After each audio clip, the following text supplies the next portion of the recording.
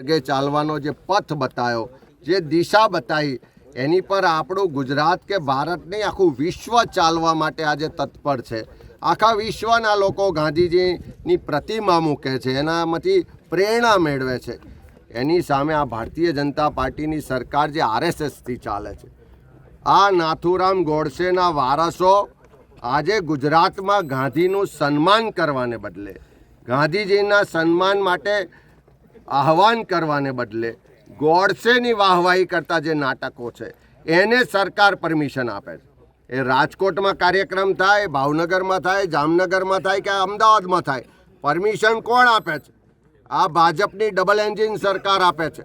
અત્યારે કદાચ હું માનું છું કે જો આપણા સરદાર સાહેબ દેશના ગૃહમંત્રી હોત તો આવા નાટક કરવાવાળાને તો ક્યારનાય જેલમાં મોકલ્યા હોત.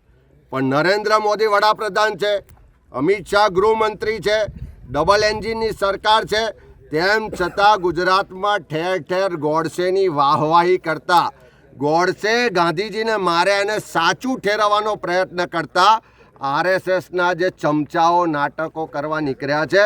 હું એ બધા જ લોકોને કહેવા માગું છું કે આ ગાંધીનું ગુજરાત છે ને, જ્યાં સુધી કોંગ્રેસ છે, જ્યાં સુધી ગાંધીની વિચારધારાને વરેલા લોકો આ ધરતી પર છે, એક પણ નાટક થવા નહીં દઈએ. તોડફોડ થાય કે કોઈ પણ સંજોગો થાય, એક પણ નાટક નહીં યોજાય.